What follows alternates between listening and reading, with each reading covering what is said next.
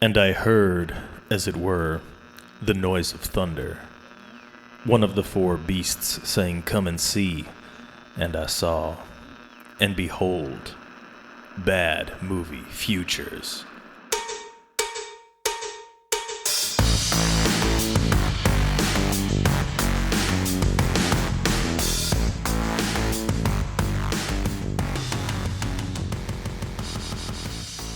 Hello, bad movie lovers, and welcome to a special presentation of Bad Movie Futures. Now, usually these episodes are part of the members-only section of Bad Movies We Love, but for this episode, I decided to do things a little differently and release it on the main feed because it's the newest movie we've ever talked about here on the show, and it's still currently in theaters. So, without further ado, I was joined by my friend Keon, who runs the very popular and well-curated Mr. Collects Movies account on Instagram, to talk about what may be the most hotly disliked movie of the year. It's Justin Tipping's Him.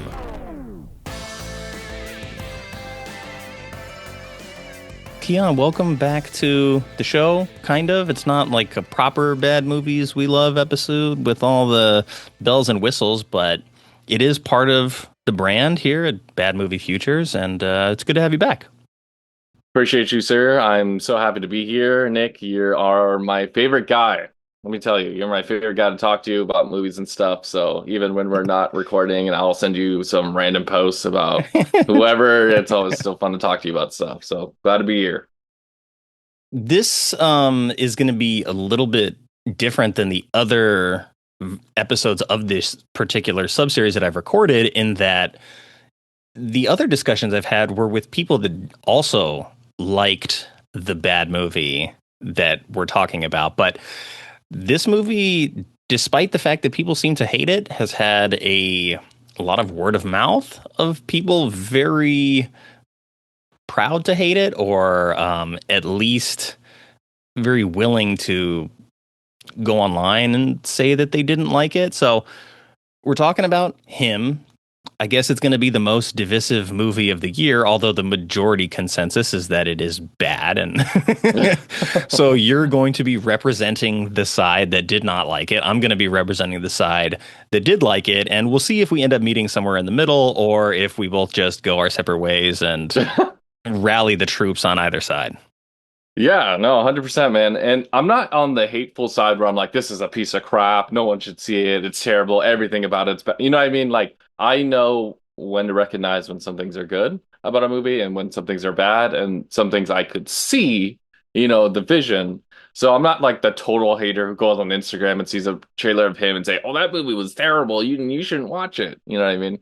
Yeah, that's not your personality type. There's a lot of people that are that personality type, and I heard from a lot of them. And even before I saw it, I booked my tickets the night before, and then the morning of, I was already seeing people who had not seen the movie using negative reviews of the movie as justification for their own belief that the movie was bad, even though they hadn't seen it.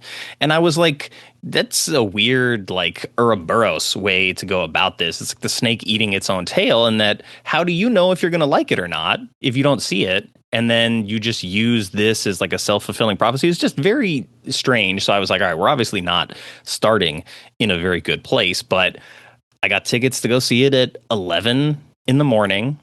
So like a proper maniac. I was like, what is the first available showtime? And usually it's not that early, but I went and saw it on a Thursday at 11 a.m. and I liked it. I don't know if the other people in the theater liked it, but you work at a theater and you did not have a full house for this at even 2 in the afternoon. So just observationally, you can tell that the movie didn't do well. Yeah, it's what you were saying earlier about social media, and like before the movie comes out, people are already hating it. Like, that's such an annoying culture we have now. It doesn't have to be a movie like Him. This could be a Marvel movie. This could be a small movie. This could be any type of movie. And someone's always going to say stuff based off of a trailer or something. Unfortunately, no one has not that many people have an open mind these days to just go see the damn movie and make up your own mind. But yeah, I do work at a movie theater. I'm an assistant manager and projectionist. So I'm the one who sets up the movies, the playlists, all the fun stuff. And I also get to go watch them too. And so I ended up watching the movie, and I kid you not, there was only two other people. Our first show time was at 2 o'clock. And I'm surprised you're saying you saw it at 11 because we were only, I think, allowed to start at 2 I was also before surprised it. because I was like, I'm going to go to the movies tomorrow. Let me see what's out. And I started looking on the app and I'm like, oh, well, hello there. There's a 10:50 a.m., which means it's probably not going to start until 11:20 actually. So I was like, I'll take that. And then it'll be the first thing I do with my day. And maybe that experience of not being like, hey, this is a Friday night where I sort of based my entire evening around it. Like I had Mhm. dinner plans, I made a date night out of it or something like that. This was something that sort of like the equivalent of like a Saturday afternoon matinee at a movie theater. So maybe like I went into it with less prickly expectations than some people. Yeah, yeah. I would say I didn't even have an expectation at all. Like I put that trailer on a lot of the playlists for movies that we have so I can hype everybody, to go see it. And the trailers that came out for are so edgy. Yeah. They're such neon A24 type of trailers where they're like super artful, there's blood, there's yelling, it's stressful. So I thought, okay, this is the type of movie it's going to be. It's a little silly, but it's about football, but horror football or what is it? So like I didn't feel like I'm like, okay, I'm going to put this movie up here. And the fact that Jordan Peele's name was used a million times for the trailer, but it says, and people need to remember this, produced by, Yeah. and that means only a small amount of things. Either he just gave him the money and then maybe put an input here and there, but it's mostly the money. So everyone was like, "Oh my God, it's Jordan Peele! It's another big Jordan Peele movie." It is not. I did read that a lot in that there was a lot of confusion and people being upset by the fact that it wasn't actually Jordan Peele. So I'm like, okay, well, let me reverse engineer that. So you're upset that it wasn't actually his movie, but if it was, would you have been kinder to it knowing that it was his? So I don't know how much that plays into it, but I know a lot of the time when trailers are getting cut and ads are getting made, you want to use the most famous or most recognizable property you have at your disposal. So it happens a lot within, I think, horror movies as well, where you'll see it be like, oh, from the studio that brought you Annabelle and The Yeah. Conjuring comes another one of those movies. So you get a general sense for kind of like the tone and quality that you're going to get. And I think that's obviously what the marketing is doing here with Jordan Peele's name. But also maybe a movie like this doesn't get made at all without his involvement. But I want to know too, are you a football fan? I like football, man. I'm not like a crazy football guy, in terms of like watching it all the time and all that, but like I'm in a friend group where sports are like their thing. So Mhm. like they tell me things, they send clips. But I would feel like even if I wasn't a big football guy and I just maybe know the basics like I do, this movie doesn't really do the whole football picture. It just does, I want to say, the small things like the training, the underdog. Like there is not really even like a football game like an actual football Yeah. game in the movie. I think part of that is due to probably budget restrictions in that you would have to rent out a stadium. I mean, the last time I saw that maybe like on a professional level was what, Dark Knight Rises, where, so you need a Christopher Nolan Batman movie to be able to shut down a football stadium for filming. And then maybe if you go to like a college area, maybe during the off season, you can get into one of those stadiums and film. But um, I think for me, like I'm a big football fan. Like I'm wearing my Bills sweater right now. I play fantasy football. My wife plays fantasy football in our league. So I'm very familiar with the culture of football, but also as someone who sort of has been able to step back a little bit from it, I'm also very aware of a lot of the problems that football has as sort of a business. And what this movie, I think, points out is like a borderline religious entity, right? And there's a lot of history with the league itself that they're not talking about, quote unquote, the NFL here, but it's pretty obvious that that is, in fact, what they're talking about. And you kind of walk a slippery slope because for me, I'm thinking back to movies like He Got Game, like Hoop Dreams, like Any Given Sunday, stuff like that, that sort of captures thematic things that are part of this film, but then doesn't do it in a way that is maybe as stylistically abhorrent to people as this. You know, Hoop Dreams is a documentary. He Got Game, Spike Lee, Any Given Sunday. I don't even remember who made that, but sort of very much focused on like the internal rivalry of football. And so as a fan of the game, I can both be like, I want my team to win a championship because I've been waiting for this for a long time. But I can also recognize all of the very bad and messed up things that the league participates in. And one of those, I think, which is very present here in this film, is the identity of brain trauma. And I don't know if you saw Concussion back in 2015 with Will Smith. I did not. Okay, so in that movie, he plays the doctor that basically discovered the link between head trauma in NFL athletes and CTE, chronic traumatic encephalopathy. So the brain disease that causes all of these other issues. And we've seen some of the shakeout of that in players. Like there was a NFL player who shot himself in the heart and wrote in his suicide note, "I want you to study my brain." We saw it with a guy who was in the wrestling business who killed his whole family. So there's all of these horrible things that are linked to CTE. And I feel like this movie's biggest weakness isn't its style or its criticism of football. It's maybe that Cameron's story is kind of like its own story. And then Isaiah's story is also kind of like its own story. But there was maybe maybe like a sort of non-zero chance that this movie would ever get a sequel. And would there be an appetite to tell the Isaiah story first and then the Cameron story second? Probably not. So then you have to eliminate the possibility of that sort of being like the entire story arc and just like layer them on top of each other. And I think that's where you get this movie that's kind of like, it feels very jam-packed. I'll say that. Yeah, yeah, man. I completely agree with what you're saying, and that, like, those football movies you mentioned,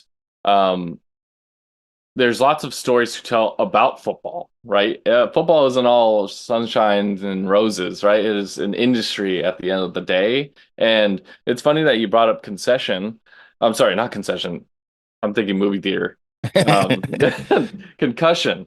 And in college, I did a paper and study on CTE and how football affects the health. And you were talking about that guy who shot himself. There are tons of stories about players who like had this headache that would not go away, and then they would take suicide because they can't deal with the pain anymore. And so with some of those ideas sort of present in this movie, about like the pressure and stress and physicality of football, those are the things I wanted to see in this movie, like that amplify it. And it is shown in this movie, but it's shown sometimes to a ridiculous, monstrous degree that it's not going to resonate with people watching because they're going to say, I don't get it. No, that's fair. And I think a lot of the early reactions that I read to it seem to be pointing to confusion or not being able to follow the story. And I'm like, to me, as someone who like kind of, I understand football and the head trauma associated with it. So I didn't feel like the story itself was confusing. But to your point, these kind of like big swings where it takes a very reasonable premise, right? It takes a very sort of reasonable identity of these two characters, but then it puts it in a hyper realistic environment out in the middle of the desert in this like state of the art training facility. And so for me, I'm like, okay, I get that this is sort of making fun of this culture in football, in that there's not really that place in the desert that exists like that, but there are private training camps where guys will bring in receivers to work with. Or I mean, there's the famous like I think it's like forgot what it's called, but there's Tight End University, where a bunch of tight ends get together and train. There's a quarterback club that's run by a particular coach that he helps guys in the offseason improve their mechanics and stuff like that. So like that is a real thing, but the way that it is portrayed is bending what we understand as reality. And so everything from like the crazy fandom outside the building with the crazy lady that somehow sneaks in to the sauna, like, so it's just weird enough where I think if you go in expecting like a straight horror movie, it's maybe too football centric. And if you go in expecting like a sort of more traditional football movie, it's way too horror centric. So like for you, I know that we kind of like talked a little bit about the movie before we jumped into the recording, but like what was the thing that stood out to you as the movie's like primary failure, I guess? The primary failure to me is the supposed parts of the movie where it amplifies something to like a crazy degree, like the sauna scene that you brought up. Like it ranges from being disturbing and silly without it being in the middle. Because then there were some parts I was seeing where it does the amplification of something, either symbolism or imagery, and you're like, okay, this makes me want to laugh. This doesn't make me want to like be like, oh, like, this imagery is so good. Like, I hate to say, like, use this as an example, like, but Robert Edgar's, Nosferatu, like stuff like that, where you see images and symbolism of stuff, and then you're like, oh my God, like that's disturbing or that's weird. Here, it's just kind of laughable because it's taking it to a degree that's so insane that if for someone who's not used to watching movies like this is going to be like, what the fuck was that? And then, but me, who sees these types of movies regularly, rather A24 Neon, weird art house movies, this felt like a mainstream art house movie that's simple. But some people aren't going to see it like that and are just going to be like, what the hell was the lady doing in the sauna room? But isn't understanding the importance of the idea of the lady in the sauna room, if that makes sense. Yeah. That's my main thing. Yeah, I think that I think it's more the latter, in that it's about understanding the idea of the lady in the sauna room, not really asking yourself, like, how did she get in there? This is crazy. She's going to beat him with like a hot stone or something. So yeah, the framing of the idea is a little bit out there. And I mean, that's part of why I wanted to watch the movie in the first place, because in the trailers, I'm like, okay, this movie looks like it's going to be intense and be crazy. And that's kind of what I want to see. And it reminded me a lot of the movie Divinity, which is a black and white indie film starring, I think it was Stephen Dorff. Yeah, it was maybe like 2 or 3 years ago. It's kind of like experimental. It came out before The Substance, but is also sort of like focused on a particular item that like makes you a better version of yourself, and like it's very isolated and it's very focused on its imagery, and it's also mostly received as a bad movie. I see the Metascore is a little higher now than it was, but when I first saw it, it was like this movie was definitely getting tanked. And so it adheres to some of those stylistic choices of sort of like avant-garde indie horror, which I actually like quite a bit. And I think maybe wanting to fold in the religious iconography is going to be a little blasphemous for some people. But I mean, on the poster for the movie, he's posed like Jesus Christ. And in the film Concussion, there's this scene where Will Smith's character is talking to maybe like the district attorney or something like that. And he's talking about trying to hold the NFL responsible for the cover up of the CTE scandal. And what they tell him is, they, being the league, owns a day of the week. And he says it's the same day that the church used to own.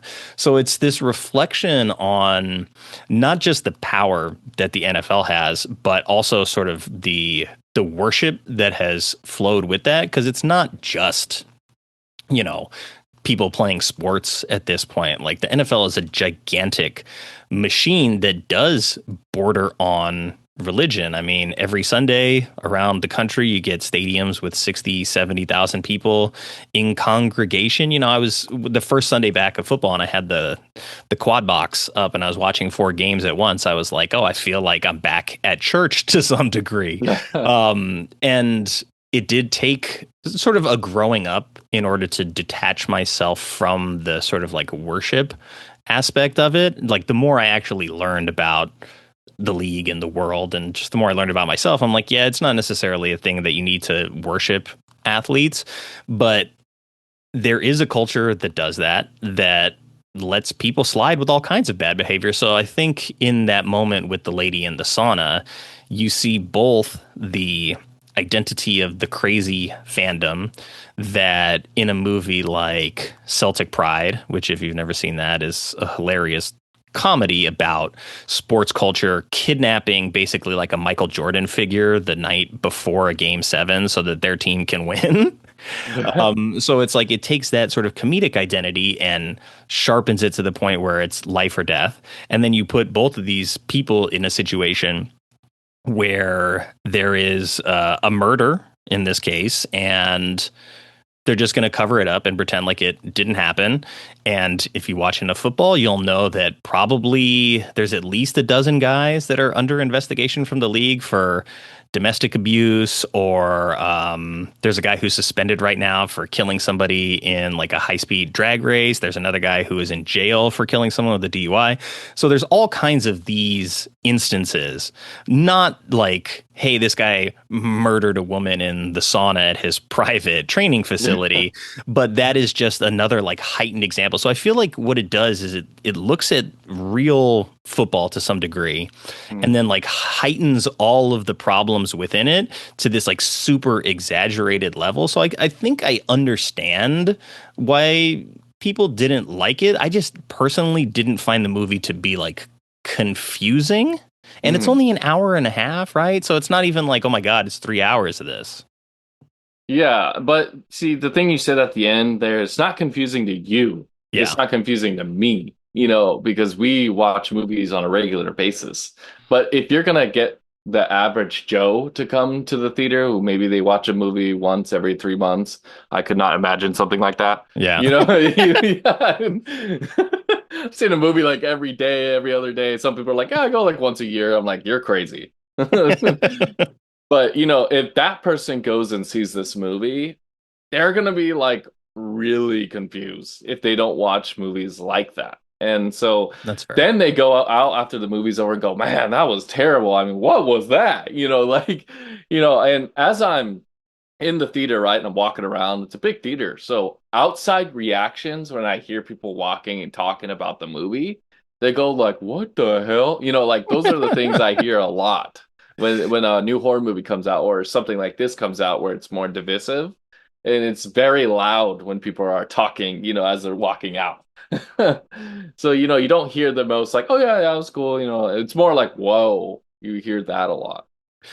Yeah, and I think that is fair. And I think also it's maybe a little bit sort of just a microcosm of independent filmmakers sort of breaking big, in that like Justin Tipping is an interesting director, but he doesn't have like a huge filmography, right? He made Kicks, he made some short films, he's worked in a lot of TV, but this is like his first movie in, I want to say like 10 years.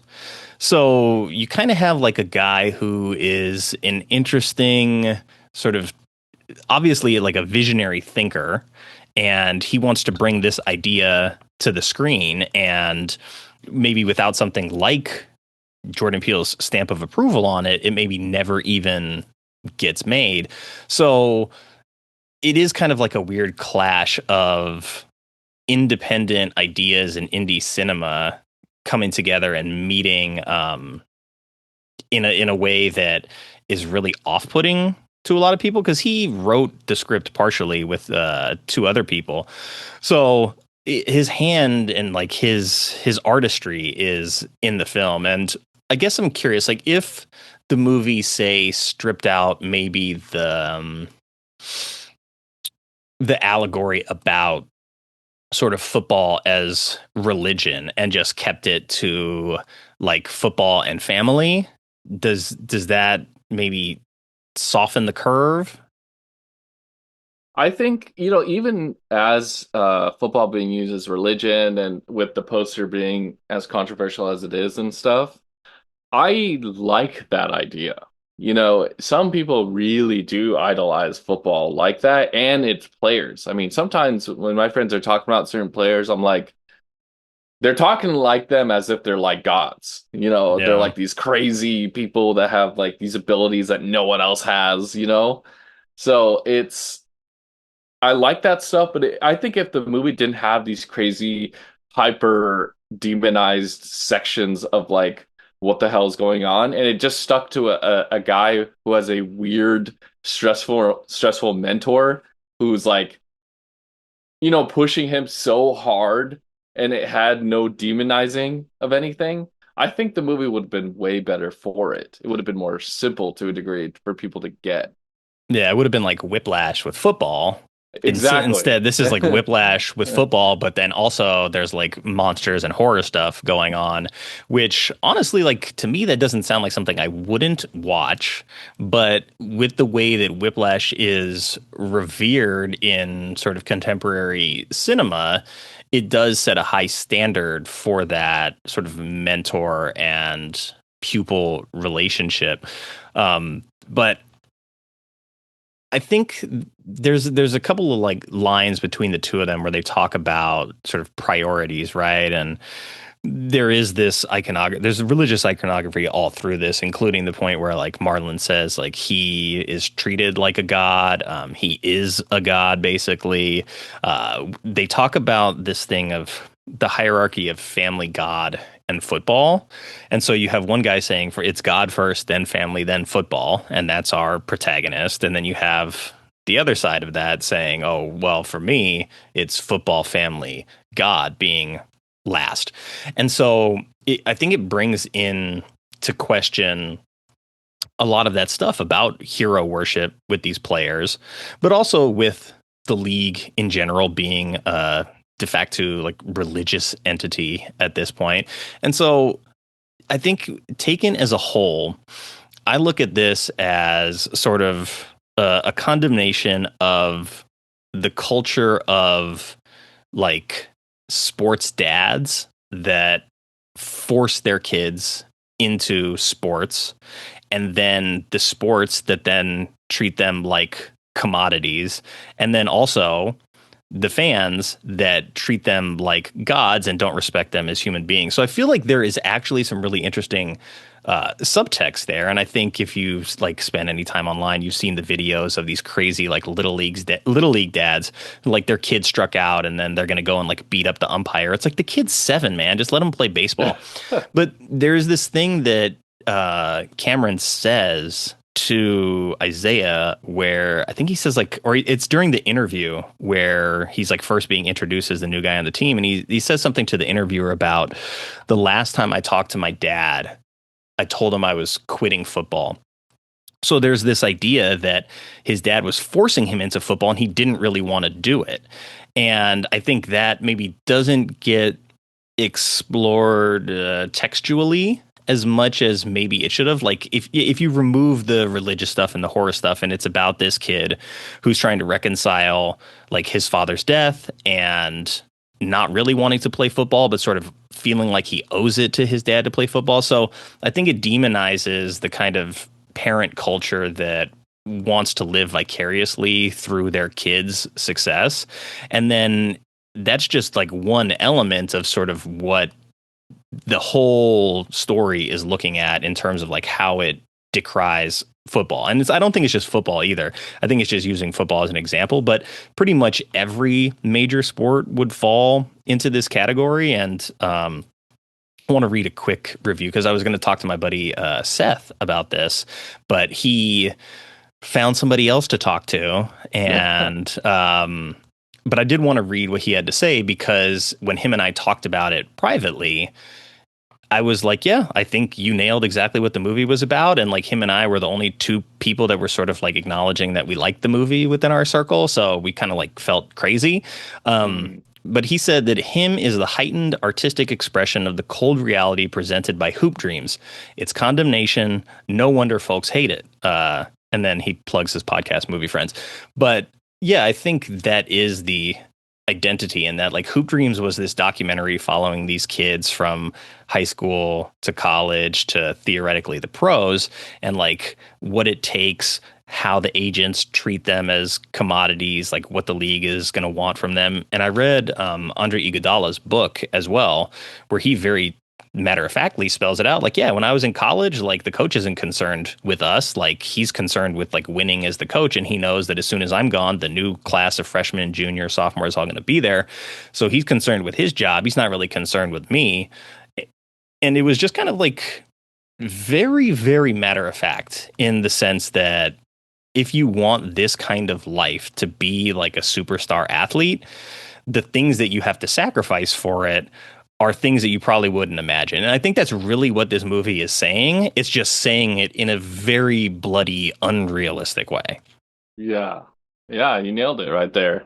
And it's interesting that you bring up like all these other things about the hoop dreams and then like you and your friend talking about it because it sounds like you have a better handle than I would on this.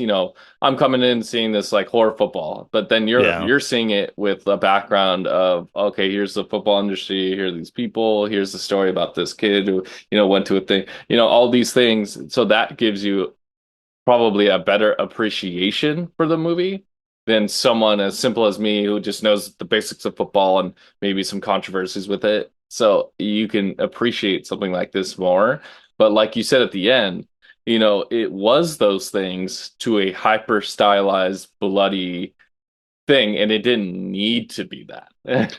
It's true. I don't think the movie needed to be that in order to get its point across. However, I appreciate that the movie was like, we're going to tell this story, and also we're going to build all these sets that are crazy. We're going to frame it in a way that makes it feel like it's not even on Earth to some degree. Like a lot of pagan symbols here. There's like human ritual sacrifice. There's all these things that really sort of crank the intensity up to 11. And so I think for me, it's almost like I understand the metaphor that you're going for here, and maybe it's a little bit too much. So I could see that people were like, oh yes, like I didn't need all of this like window dressing in order to understand what the movie's about. And I think what Justin Tipping as the director is sort of like ultimately asking, because in the way that the movie is shot, I'm like, this guy's a football fan. Like I can tell because the sort of the way that you chose to film the movie, the way that you chose to film certain scenes, his attention to detail and the specificity of it, I was like, I think this guy clearly likes football, but also is grappling with how do I like something that I know is this sort of like bad thing in a lot of ways. And I think that's kind of where the movie actually gets me, is that how can you sort of reconcile liking the sport and also it's kind of like checkered, shady business in the background.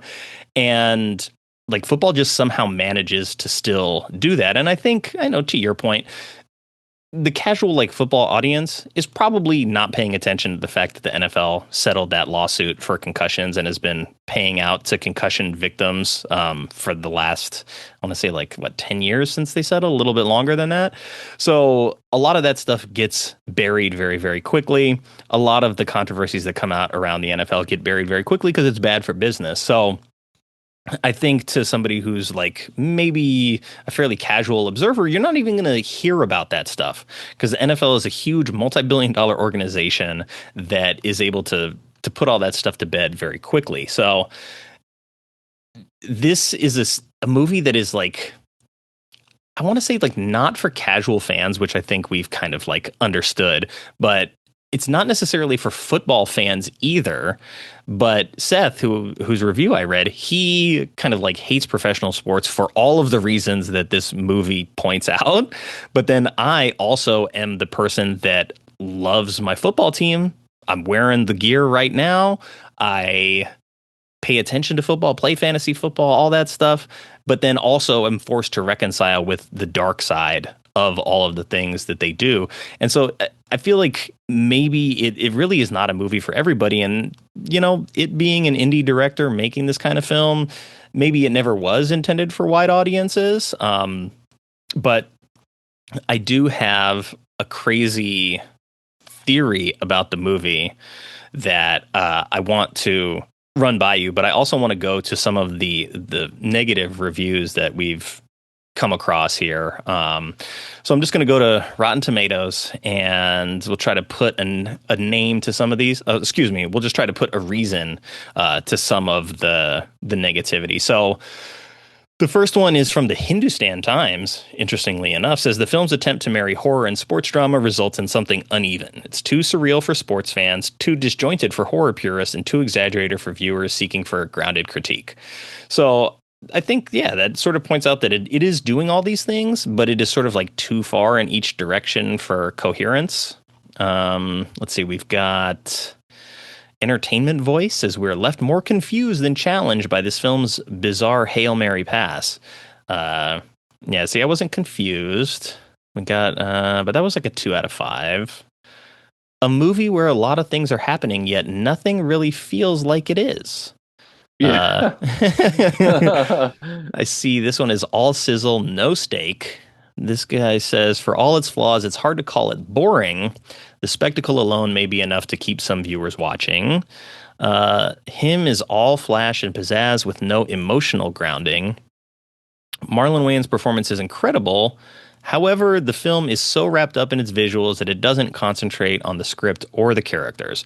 So, for you, like, how did you feel about Marlon and Tyreek in the leads? Because I felt that they were good and compelling enough, if not fully deserving of their own stories still. Well, first of all, with those reviews you brought up, I thought a lot of those are pretty accurate. You know, Yeah. I couldn't have said that better myself. And as far as your question, I love the acting. The acting was not the problem. You know, I like these characters and I like the acting for both of them, especially with the guy who plays as the quarterback. Like the other movie I saw him in was the I Know What You Did Last Summer, like sequel remake thing. Yeah, okay. And he was great there. So to see him have a main role in this movie, I was like, yay, you know, you were good in that movie, even though I didn't like that movie. And it's cool that now you're getting your own movie. So I think he was great. And Marlon Wayans, like doing a serious movie and not something comedic, is always like something I would always want to see. So they did fantastic, to be honest. Like that was not a problem I had. Yeah, I didn't think the issue was either of them. Although I still feel like Marlon's story as Isaiah is maybe more interesting to me than Cam's, because he already went through what Cam went through when he was younger, and then also, you know, had a gruesome injury and then came back to be the best ever after that. And I'm like, that's an interesting trajectory, but it definitely requires you showing more football and telling a story over the span of like 8 to 10 to 15 years rather than like 6 or 7 days in the desert.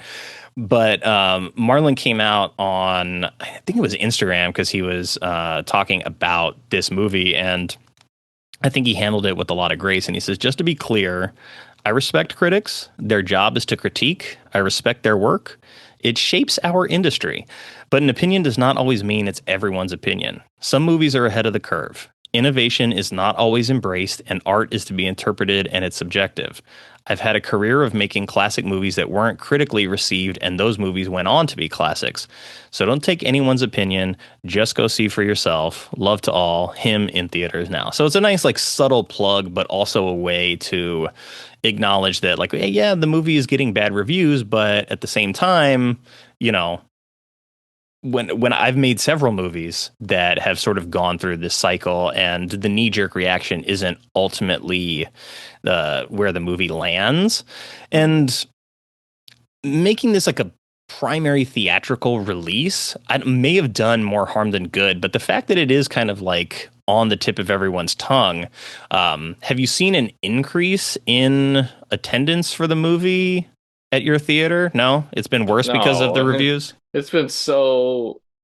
I mean, reviews could have affected it, but pre-order says it all. You know, if it's going to be a big, big movie, you're going to see the tickets already sell already advanced, advanced sales.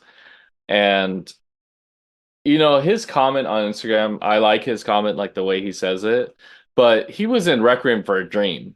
And that movie obviously is going to be like a cult classic for like tons of reasons from the time it was made and so on and so forth.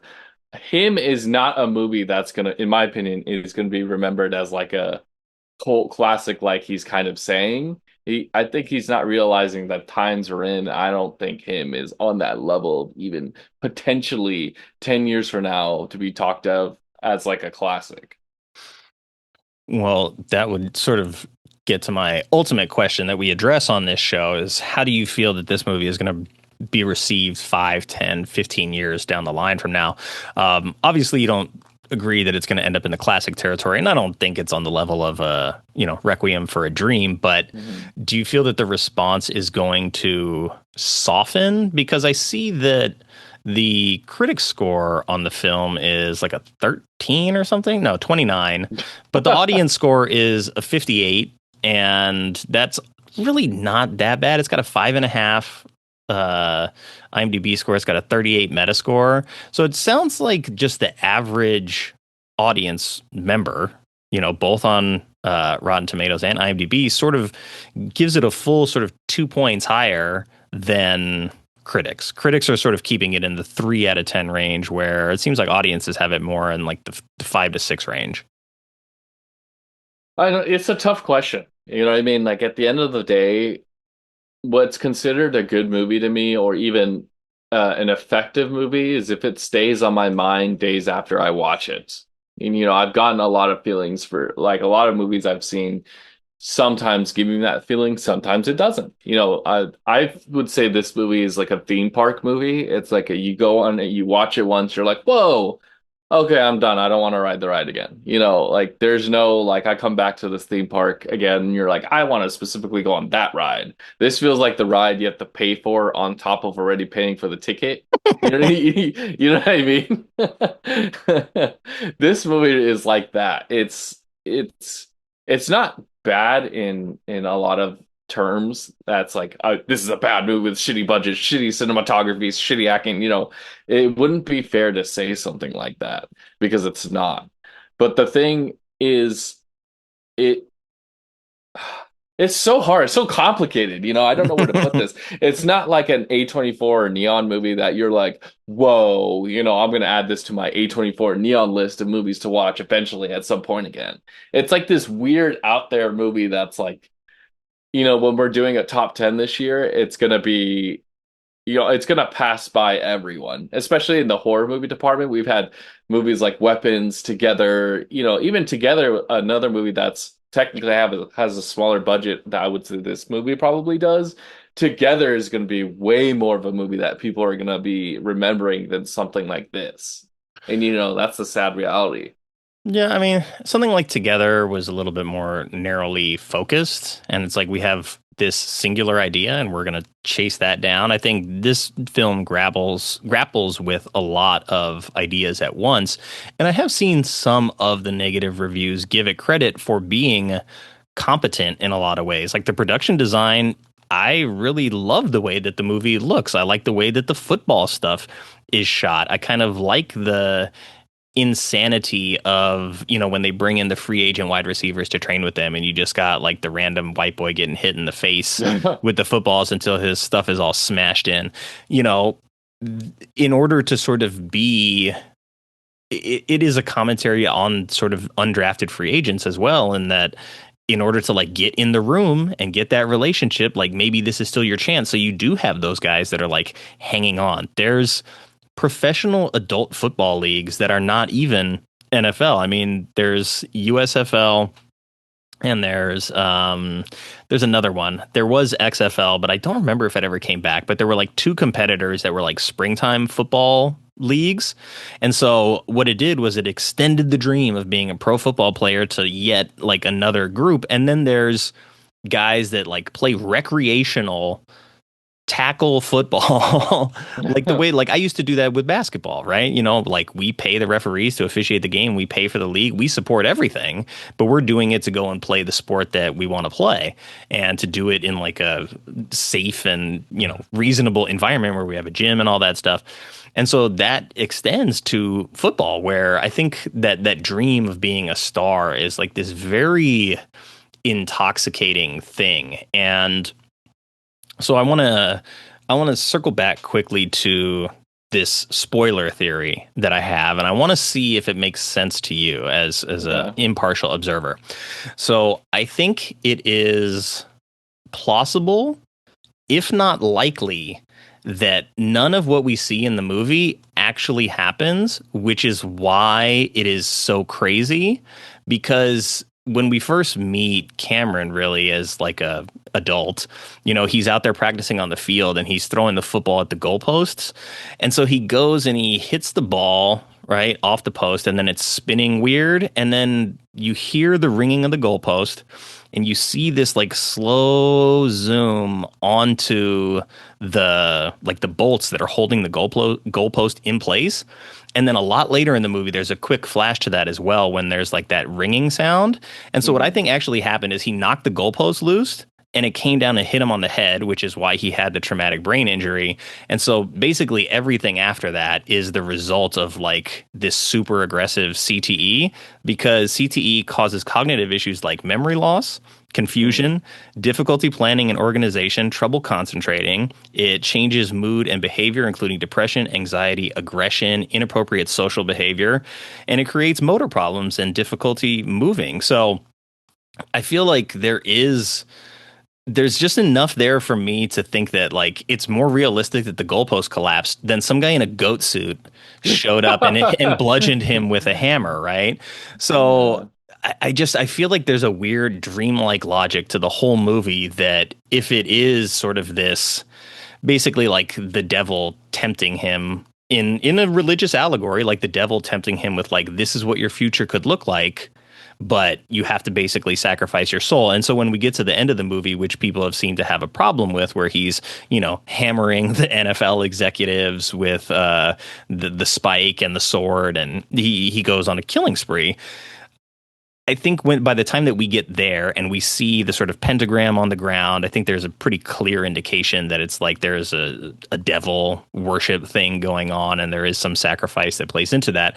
So he's saying no to all of that, but I still think it's all sort of happening subconsciously. So either the head trauma just puts him in a coma and this is all sort of like a dream state, or because of the severity of the head trauma, all of these things that he imagines every step of the way is like not actually really happening.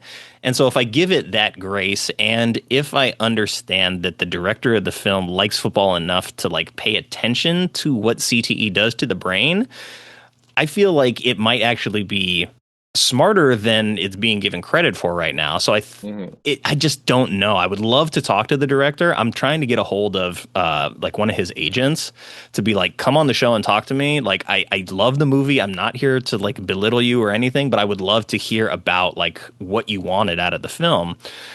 So we'll see. Probably not going to happen, but I'm going to shoot my shot and hope that it does. So do you lend any credibility to my crazy theory? I think it's a great theory. I think what you're saying that's the only thing that would save this movie. You know what I mean? For I'm it doing to some gymnastics not make here. sense, but for it to make sense. And I heard that, you know, that allegory is really good. And then someone else said he died that night and went to hell, and this is what his hell looks like. You know, Yeah. and I'm also like, that would also help too, because then that would explain all the ridiculous stuff going on, you know, to a small degree. But also, I couldn't totally believe that, because there's at a point he calls his mom and stuff, and you know, it wouldn't fit in that world or something. You know, it would be messed up all the time then. And so I don't know. But what you're saying is a very good theory, and that would make the movie a lot deeper and cooler, and I could give it that 1 star up, you know. If I've done nothing else, I've added a full entire star to your review, and I'll take it. Yeah, no, it's good. It's not a bad movie. You know, there are way Thank worse you. movies than this, Yes. but I'm still gonna say it's still kind of an awful movie because it's it's just too much at the end. And if you like too much type of movies, like I watch a lot of too much type of movies, but I feel like the purposes that serves those too much type of movies has their thing. You know, Yeah. this is an ambitious too much type of movie, which it's cool for him to do that, but it's hard to land. And that's especially the end. I mean, the end is like this, this whole crazy bloodbath of him just killing everybody. Spoiler, I guess. But I mean, technically, you see it on the poster, and I think it's even in the trailer at one point. It's fine. If people are listening to this, I expect them fully to already have seen this movie. I'll put a spoiler warning at the beginning just in case. But I do kind of like the hell theory as well because it's sort of in that analogy, it sort of teases him with what heaven would look like, but then makes the idea of getting there just constantly hell. And I think it is a very important distinction for him to have that conversation with Isaiah in the sauna, where Isaiah is basically like telling him, like, don't be me, be better than me. And so it's Mm. like there's an awareness from Isaiah that even he sort of is trapped in this arrangement that he's made. Like he's stuck in hell as well. And the only thing that he has is like to be the king of hell. And so when someone else is coming for the throne, he has to defend it in that way. So I think there might be more here than even I am willing to sort of like give it credit for at this point. But yeah, if I could talk to the director, I mean, that would be awesome. But I'm going to ask you, to scale this, so we don't do really like 5 stars exactly here, but our Mhm. scale is hate it, didn't like it, don't care, liked it, or loved it. And so I know that you already said it's not bad, it's awful. So where on the scale do you land? That's hard. I usually do 5 stars because Well, that makes treat it it as harder. treat it as 5 stars. 5 being you loved it, 1 being you hated it. Okay, I put it at 2, Okay. and on Letterbox, I didn't put the heart. Yeah, I just let the I just put a flat 2 and I said yikes. That's a fair reaction. I gave it the heart but no rating and wrote a review. So Mhm. that's sort of how I approached it. Is that I liked it. I don't really know if I can like quantify all of the reasons behind it, other than that it worked. It feels like it was super specific, but I might just be the person that it was intended for. Like Mm. if the focus is that narrow, I might just be like the key demographic for this type of movie. And if that is the case, then hey, it's made just for me, and that's totally fine. But yeah, is there anything else that you wanted to say about this movie before we wrap it up? You know, there is nothing wrong with it being a specific No. demographic too, because not everyone's going to get your art, right? And when you put your painting in the art museum, some people walk by and say, "Oh, what the hell is that?" Other people go, "Whoa." You know what I mean? So the director has promise. Like I won't shut him down. His other popular movie was the Lion guy. You know, he had the controversy on Netflix. He's the Oh Lion, yeah, yeah, yeah, but then he made a theatrical movie of it. I'm like, how did you go from that movie to this? yeah. That's a whole different shift, and whether he's just good friends with Jordan Peele, I don't know.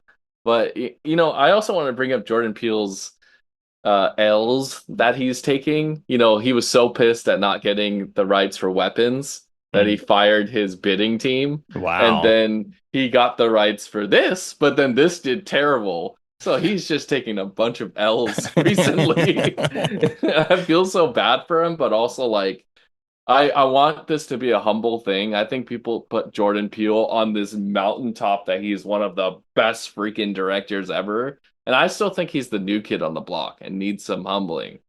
because I don't think he's there yet. I love Get Out. Get Yeah. Out is my favorite by him, but everyone's treating him like he's the best thing. That's why they put his name on everything on this movie. Yet it failed so hard. Yeah. Yeah, I think part of it is that his name has a certain like box office guarantee attached to it. So maybe everybody that went to see it because his name was attached to it. And if not, then, we're really looking at like a movie that maybe doesn't even make it to theaters at all and go straight to streaming or something. And I actually liked Nope. I felt like that was his best work and really sort of grew the ideas that he had presented before that. So I feel like he is evolving as a filmmaker, but at the end of the day, he still only has 3 movies. So I'm not upset with people that are big fans of his, but yeah, there is like he's fairly early in his career, and so maybe he bounces back with his next new movie, his original idea. Yeah, his next thing is like he's working with Hideo Kojima on like a game, There you go. and it's a horror thing, and I'm like, cool. It Yeah. sounds great. I love Kojima. I think that's a good pairing. So I guess we'll Yeah. see how it goes. But What yeah, are your thanks. thoughts though? What about do you have any last things you want to say about the movie? First of all, I loved your explanation about everything. When we first said, okay, let's have a discussion about it, I'm like, all right, what's this guy gonna say? But This after dude's hearing all your nuts. thoughts, I know you're very well at speaking about movies and really diving in. And with this conversation, I see you put a lot of thought into it versus just being like, well, it was cool, type of thing. So I really appreciate you taking the time to really kind of explain it and your theory and everything. It was good. Yeah, no problem. I think that the more this movie is not going to last in theaters long because it's not making money. I think the studio will recognize that and would rather give it a shot on streaming or on demand because then it will find its audience that way, like many things do. And I think the right people will really appreciate what the movie does. And so you may have just like a small contingent of like hardcores. And like the movie's not perfect, but because of how negative I've seen people be, my sort of knee jerk reaction is to be like, well, I'm going to defend this, even though like, it's not my favorite movie, but I feel like there's way too much negative about it. And so like, I feel like the need to stand up for it because like I'm an underdog guy, right? Like my team, lost 4 Super Bowls in a row. They were like one of the worst teams for like 20 years straight. So I always want the underdog to win. And so in this case, this is like an indie director kind of getting his big break with Jordan Peele backing him and going through Monkey Paw. And I feel like there are some fair criticisms. Like we read some of them where I'm like, yeah, I can't really like disagree with a lot of the ideas presented, but I don't feel the need to also like punch down on this movie. So I would say ultimately what I really did was I liked it, right? I probably didn't really love it, but there's things about it that I loved. And so that's why I was like, I need this movie is like fresh in everyone's mind. I need to talk about it. So let me get it on Bad Movies We Love, and we'll do a Bad Movie Futures episode with it. I think probably within 2 years, we will see the numbers start to swing the other direction because more people will have seen it. And I think it'll ultimately probably stabilize closer to where it is on its IMDb rating. So it'll probably be in the 5s. The critics will have obviously still hated it, but I think as it hits on demand, as it hits a streaming service and people can really just sort of like conveniently couch watch it, people will be disarmed. There will be no expectation of this being a blockbuster Jordan Peele film. It'll be a Netflix movie that you throw on your couch. And so I think it will find its audience over time. The audience may always stay small, but I like the future for it. Whether or not it ever becomes like a cult classic, I don't know, but I would be curious to see if more people begin to sort of like theorize about like what is actually happening in the movie and have some conversations on it. Because look, if nothing else, I've seen nothing but this movie being talked about pretty much on social media for the last couple of days. So yeah, they say no press is bad press, but I think in this case, like a lot of people are not going to theater, so it probably is a little bit of bad press. But yeah, I think it will get better with time because I think the expectation will be removed. Yeah, I agree. I think your points about it probably being more of a streaming giant than it is a theater giant, because, even if it is being talked about right now, it's because there's literally nothing going on right now. Yeah. With Big Bold Beautiful Journey and him, like those are the talked about movies of the week, and then next week, it's going to be one battle after another, and then all the talk will be about that. You Yep. know, and I heard that movie's really good, and a lot of people will Same. really like it. So. I'm sure that's going to be the talk, but I guess this week's talk, yeah, there's nothing going on, so I guess yeah, let's just talk about him. You know what I mean? Yeah, I mean that's a good point. It opened in a weird vacuum where there wasn't a ton of competition, especially for like the core audience for this, which I would assume would skew mostly male, although not necessarily mostly sports fans, because people were comparing it to The Substance, but for men. I also saw The Substance, but for straight men. I also saw when it was initially advertised as like finally straight men will get their Black Swan. So I saw a lot of those comparisons, but the movie that I most directly compare it to is probably Divinity. So that movie was just like weird, stylistically bizarre, kind of like came out of nowhere. Like I didn't really know who Eddie Alcazar was when I watched it. And I was just like, I don't know, like this is my kind of movie. I like the challenge maybe of it. Yeah, it's weird that people would compare this to The Substance. I would highly disagree with that comparison. I can maybe see small things, but The Substance was a whole different, thing. And that movie was way better, to a million degrees. But oddly enough, when I watched The Substance, like I saw it with my wife, and she's not like a big gore person, but Mhm. at the end of the movie, I was like, I loved it. I could totally understand people hating this movie Mhm. because it's so over the top, and a lot of people are not like big into like Verhoeven's sort of like sweeping over the top style. And so maybe if that movie wasn't like a metaphor for feminism and sort of like modern critique of feminism, then maybe it doesn't do so well. But that too is a movie where Coralie had made, I think, like maybe 2 or 3 movies before The Substance. So it was a big swing for her, and I think it just landed at the right time. Whereas maybe this movie is just not at the right time. Maybe 10, 15 years ago when we had Any Given Sunday and those kind of movies coming out, or I think that like, The Longest Yard remake with Adam Sandler, when football movies were a thing again. Maybe that was the time for this movie, and maybe there will be a time for it in the future. I'm hopeful, but I'm not gonna hold my breath.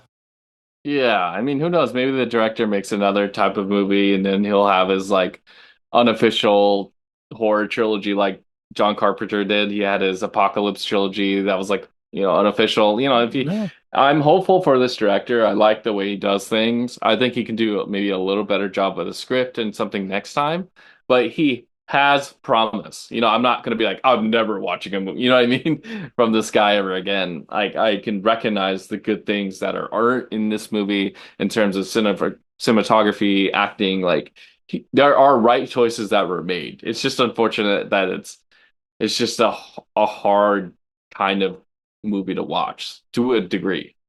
Yeah, it makes me want to check out a lot of his TV work and see because it's like stylistically, it seems like it's not this kind of stuff.